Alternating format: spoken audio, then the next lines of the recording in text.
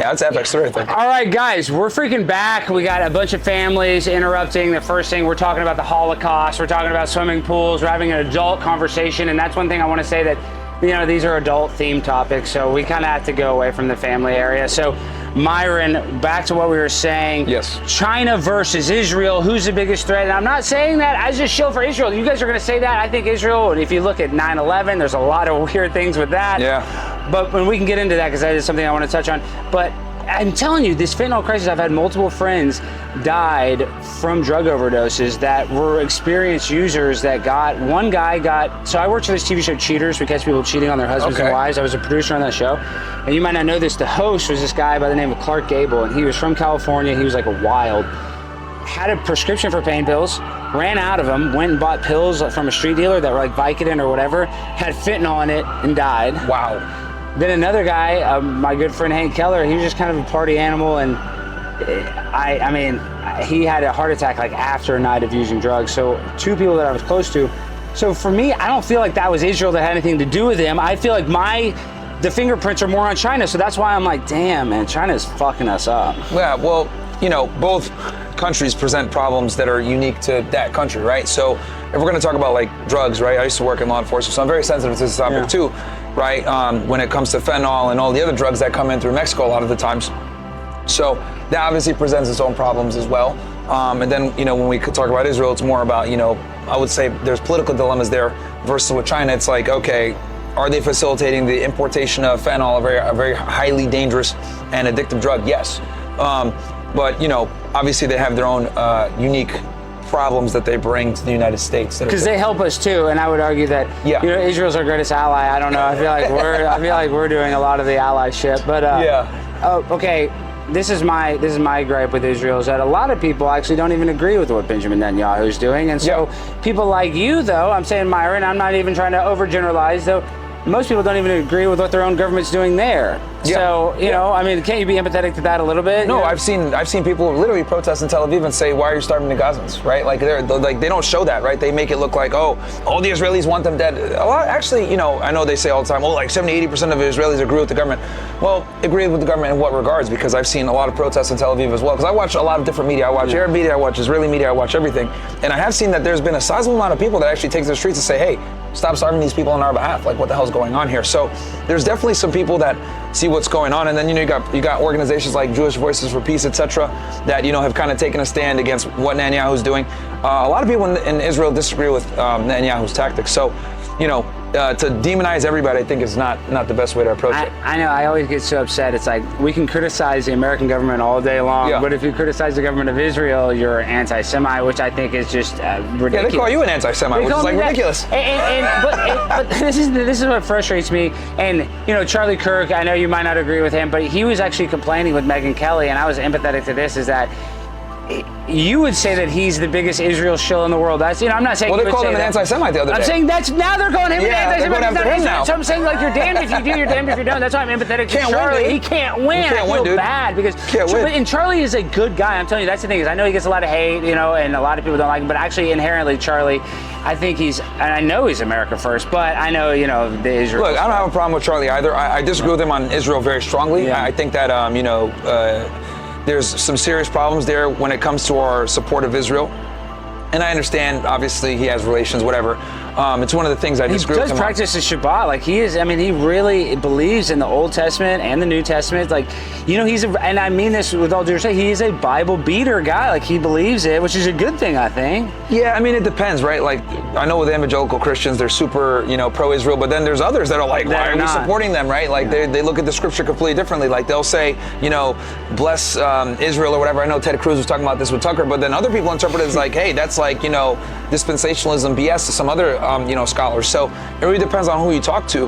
But a lot of people interpret that scripture differently than the evangelical Christians do. I know. I see Andrew Wilson talking about that. He explained it to me. I did a show with him on it, and he explained it very well. And I watched some of those clips. Andrew Wilson's real. He went into detail. If you guys want to check it out, it's on my channel. But definitely check that out on the channel. But okay, now I want to ask you, for me, what I thought was so weird when I like look into conspiracies, and I was already trying to talk to Myron. I'm already so mad at him because I thought Myron was like, you know, I thought he was a conspiracy theorist. Like, you know, like I thought you were just really I thought you were really anti-government. Now I'm starting to realize you are a Fed because, you know why I know he's a Fed? He believes in the moon landing. So that's why I'm like, damn, Myron. I don't really have an opinion on it, to be honest. Okay, well, that's fair. But now let's talk about a conspiracy I think you and I both agree on, though. We don't have to get into the moon, even though you guys have done, countless I will hours. admit, if I'm not like 100% educated on something, I'm like, okay, I haven't studied that one. Moon landing, flat Earth, not my expertise, so I always... I understand that, but now something that we do agree on, though.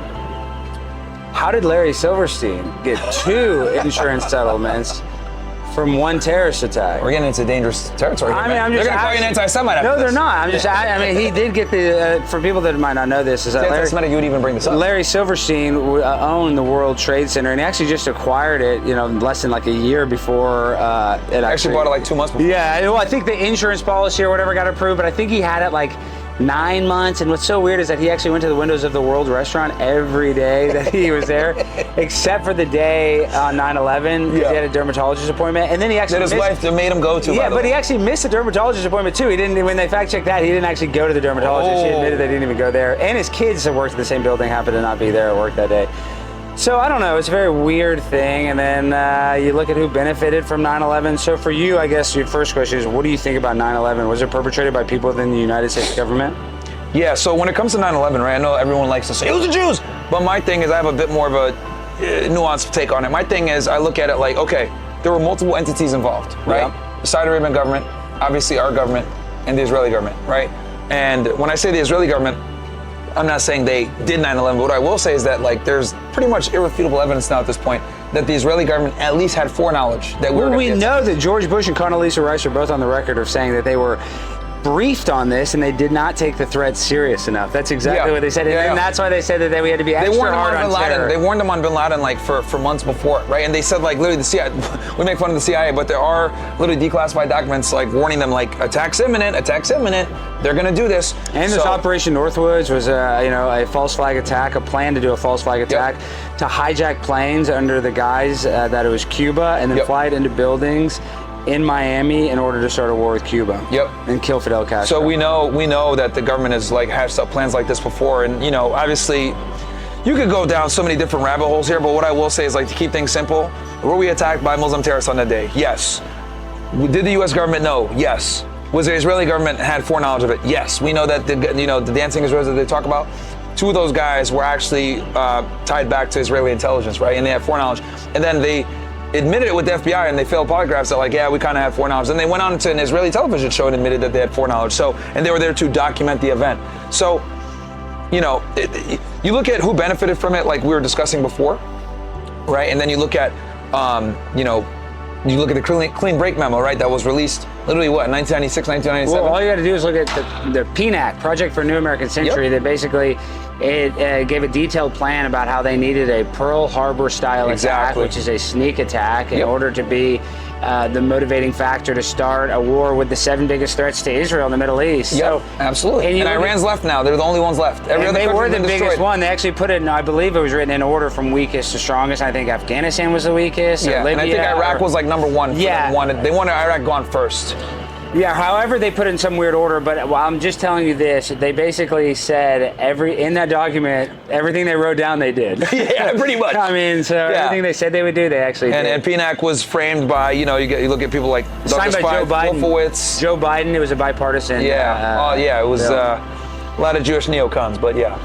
Wow. So, okay, maybe Israel is not the good guy. No, I'm kidding. We love Israel. That's the other thing. I said it before, and I'm going to say it again. It's so annoying that you can criticize our own government, but you cannot criticize a foreign government. We were talking about that earlier. If you're a college student now, and you talk about Netanyahu, you might get deported, dude. No, and let's dive into that, because you have a lot of the young viewers. I do too, obviously. Every campus that I go to, kids are more and more awake to the topic we were just talking about, 9/11, Saudi Arabia, Israel, USS Liberty. I'm saying people are kind of realizing that the Middle East, all of that drama is a scam. I don't know how else to describe it. It's like a money laundering. It's crazy because 3 years ago, if you talked about this shit, dude, you would get nuked off YouTube. You really would. We're probably gonna have to bleep a lot of the words said in this one, but we can push this. We can put this on Twitter unedited. But I'll just tell you this much. It is very weird when you see the young kids and how much more aware they are than I was at that age. Yeah, dude, our generation, we were so into the Kool-Aid and the official narrative and all that other bullshit. Like we believed. They were like, yeah, like yeah, man, totally. It was just some dudes in caves that blew us up. Like totally, right? But you want to know when I realized that people were red-pilled? So right after October 7th, a letter to America went viral on TikTok, right? Yeah. And in that letter, like Osama talks about all the things that like pissed him off, which mostly was like our interventionist. Probably a fake letter, but who knows? whatever. But the thing is, we never saw it. Yeah. Right? So like all these like young kids that had never been alive during 9/11, they see it, they're like, oh my God, what the hell? And like they get red pilled on it. Meanwhile, like me and you didn't even see it. No, we didn't. Like we were kept from that shit. So the youth is basically less trusting of the government than we are. Well, do you think is that why the propaganda war is Israel's losing, you think? I mean, is that why I think alternative media has definitely hurt them quite a bit, yeah. Like free speech platforms like Rumble. You know this though, you know, as much as you debate against Israel, and I mean this, and I'm not trying to say this as a threat though, you will not defeat Israel, though, Myron. You know what I mean? Like, you know what I mean? I don't think I will. Like, aren't they too big to fail? I mean, I'm not trying to be so black. They have a lot of power. Well, they have a lot of power. They have a lot of power, a lot of influence.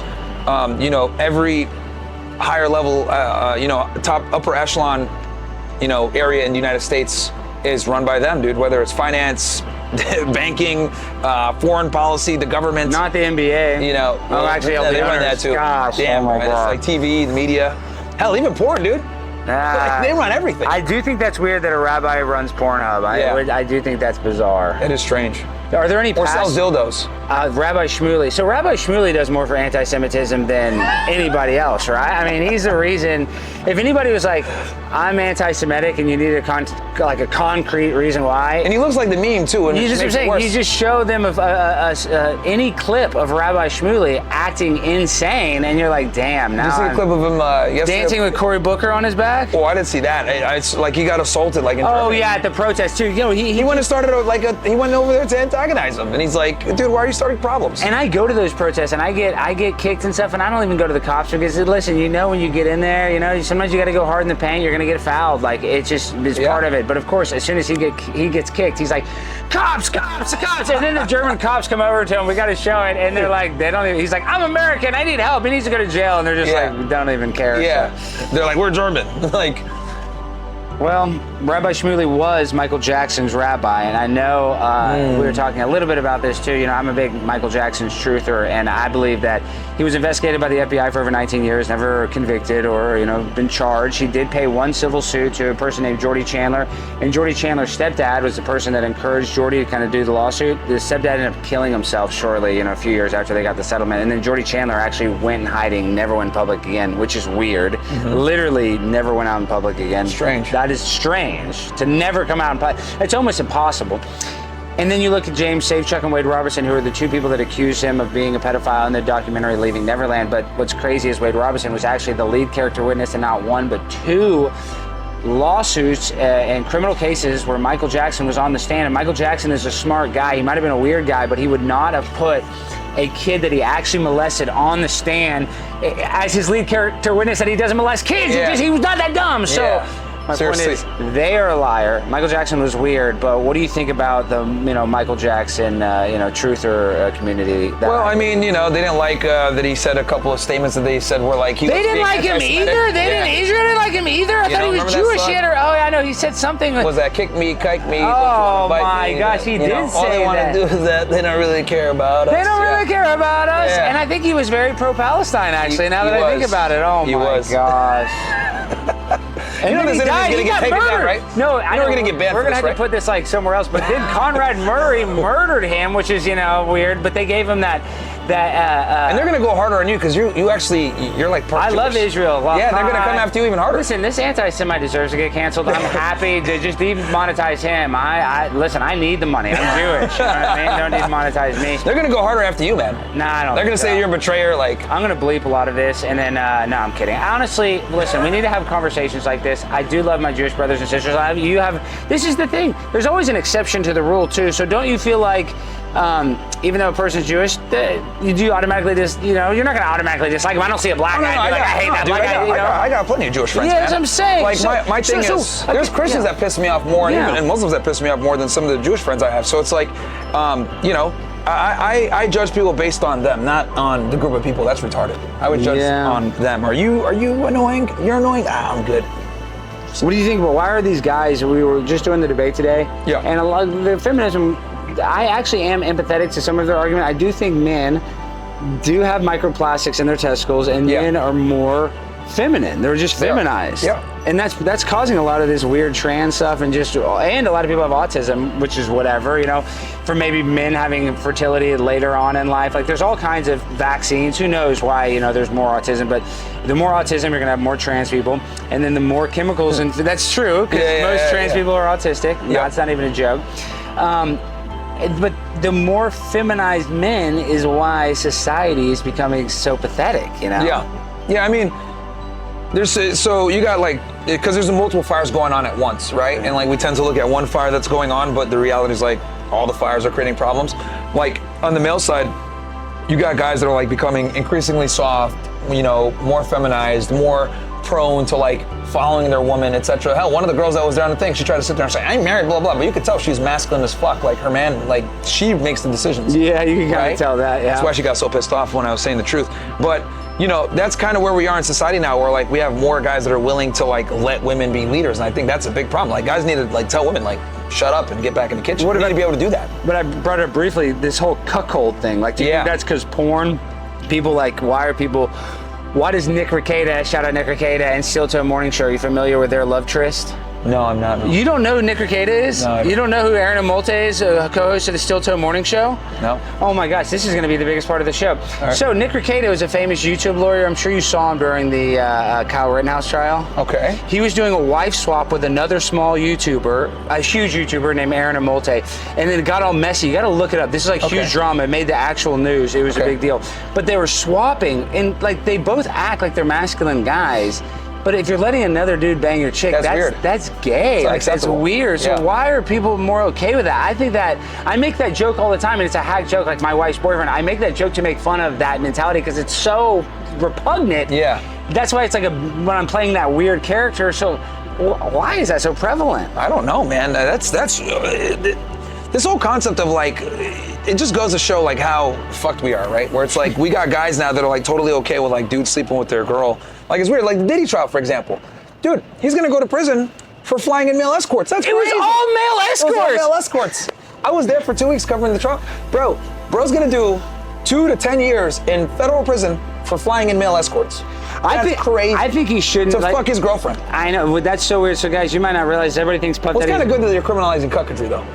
Yeah, in a way. That's a good part. It will encourage people to do it less, probably. But at the same time, everybody that went to a Diddy party went there willingly. Like, unless he was with kids, which there's no evidence of. Well, the crazy part is like, so what he went to jail for had nothing to do with the Diddy party. It was buying a prostitute and taking them over state line. Having these sex trafficking. Yeah, freak offs. Which is, come on, that's not, sex trafficking is when you're like in one of those massage parlors and you steal their passports so they can't ever do anything until they jack off 1 million guys. Well, that's why they couldn't prove that. They couldn't prove the sex trafficking.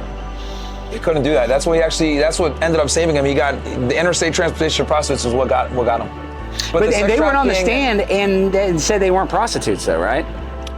No, they did admit. They did admit? One guy actually I thought they said they were like actors or something. No. Like, they were strippers, basically. Like, they were strippers. One guy literally had like erectile dysfunction problem. Oh, he has a pump. And he had a book called In Search of Freezer Meat. Yeah. And he said this shit on the stand. I couldn't fucking believe it. And why is it freezer meat? Because it's super hard? Yeah, he said he was in search of freezer meat, and he has a book on it and everything. Yeah, dude. And his guy's name is The Punisher. The Punisher. And I think I saw him on a podcast. He's going super viral. Yeah. Where he has a pump in his testes and... Yeah, he got like a surgery. Wow. Crazy, bro. The trial was absolutely nuts. Are you probably running out of battery, Mike? How much? Yeah, good. Okay, all right. We'll go for like a couple more minutes. So let's try to wrap this up. So, Diddy trial. Yep. So you think Diddy should be basically probably, I mean, he's already served a year in jail. It's probably enough, right? Yeah, I estimate he's going to get somewhere between 24 to 8 years. 24 months, 8 years. That's ridiculous. For doing a freak off? I'm not, I've done a freak off. Hell, I'm going to go into jail then. That's ridiculous. Okay, so what did we talk? We talked about how much we love Israel, and have you gone on the state-sponsored trip yet? They've offered, but I think they're going to kill me if I go. But they'd be for real though, because I've been invited on a similar trip. I have a long story. We don't have to get into it. I have not taken that trip yet. They might kill you too, actually. That's what I'm saying. Now I'm thinking about it. Like, they look at you as even worse, bro. Like, I'm Arab. I'm supposed to be anti-Semitic. Like, you, though? Come on, man. No, but I love Jews. Are you kidding? Yeah, I know, but they're going to look at you as like a betrayer. Listen, I don't betray anybody. I just call balls and strikes. I'm an umpire. I just look at something and Well, Mossad will say that when they shoot you. Well, I consider myself a comedian, I'm saying I have to have a different viewpoint than everybody else, and I think that the socially acceptable viewpoint is just pro-Israel, and I think that's wrong that there's only one socially acceptable viewpoint when it comes to the Middle East. So I'm empathetic to your cancelization. I'm not going to get canceled. Once again, I'm Jewish, so I can say this stuff, and I can do whatever I want because I control the weather. Now, you, on the other hand, Myron, can you tell us a little bit, though, Fresh, your relationship? This is the last thing I want to end on. I like Fresh, and I'm not just putting him over. I know, he was fighting. Who was he? Was he going to box Sneeko? Sneeko gives him all the hell. Love Sneeko.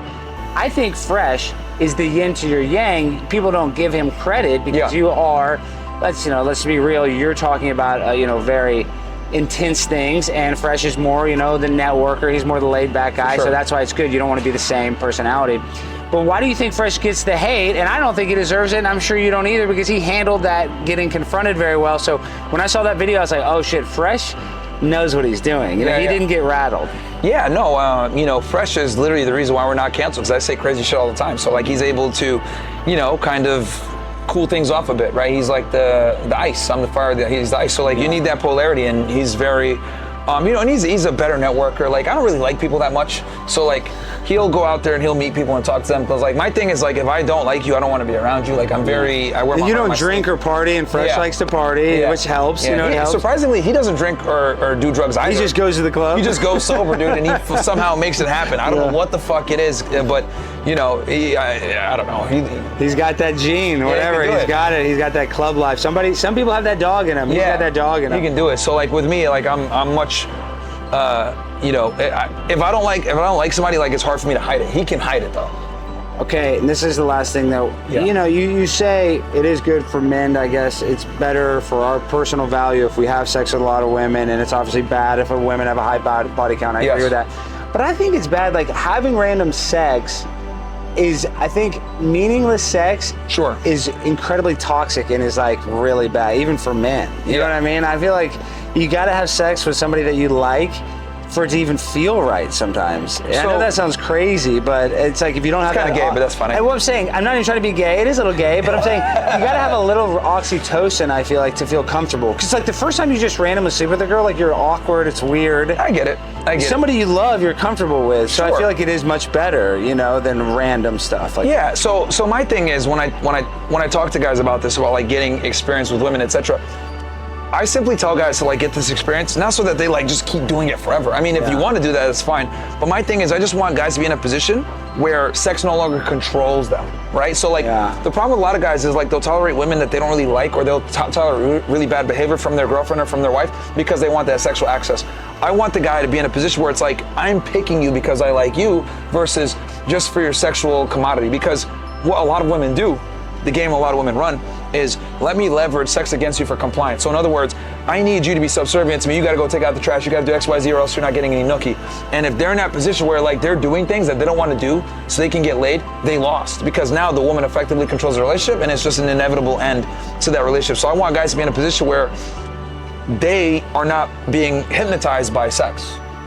I think that's a smart, position to be in, because sex can hypnotize you, and there's a lot of simps out there. Yeah, and I just don't want guys to, like, be in a position where it's, like, so novel to them that they're willing to tolerate disrespect or be with a really bad girl for their future longevity just for sexual access. Well, let's be honest, a lot of guys are there in a relationship with a girl they hate, they don't even like, but they're doing all this bullshit so they can get laid.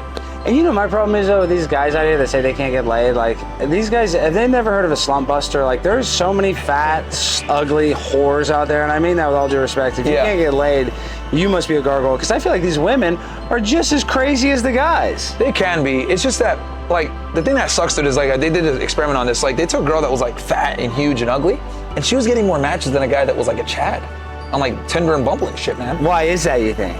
Oh, because men are desperate, and, like, guys will fuck anything. So even, like, guys, like what I'm trying to say here is basically really low SMV women have more market pull than, like, high SMV men, like sexual market value. I know you know what that means, but, like, but I didn't realize it. Like, I didn't realize is that bad, dating apps, like, even an ugly girl would get more They did an experiment on it, and they showed like a girl that was like looked like a fucking gargoyle that was like 300 pounds. She still got more matches than a Chad.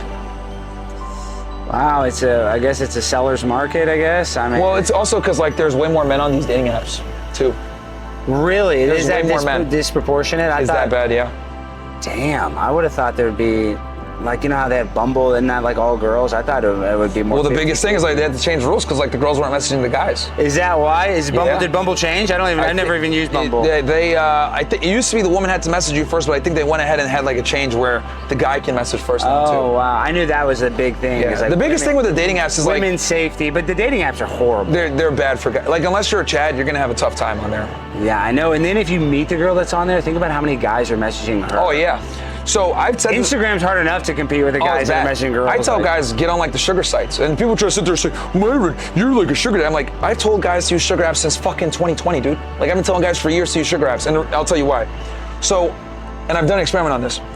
When you meet a girl on a sugar site, right, whatever, there's already implied status when you talk to her. Mm-hmm. So you're able to at least operate on an equal footing where she doesn't think she's like significantly better than you. Yeah, right, and that's the problem. It's like when you meet a girl on Tinder or Bumble, they're not going to value that as much because they think like you're on their level. But if you're on like on a sugar site, you're like, oh, this guy probably has some money and some status. Oh, and he's young and he's not ugly. Yeah. So it gives you a leg up. And I've had it before where like I'll match with a girl on Tinder, and then she'll message me on the sugar site, and like she's way now more that open. yeah no, but hasn't that messed up the relationship now that you've already messaged her on the dating app? Like, doesn't she not think you're as value? No, because if she sees me on there, like I get more status. Does that make sense? Yeah, sees you on the sugar site, you get more status. Yeah, but she'll see me on Tinder, might not respond to a message, or might not be interested. But then she'll see you on there, then she'll go ahead and talk. Because like with women, and this is like only a thing for the guys out there, so you guys know, women put way more stake in how they meet you than versus us. Like we don't give a fuck how we really meet a girl, but girls definitely give a fuck about how they meet you.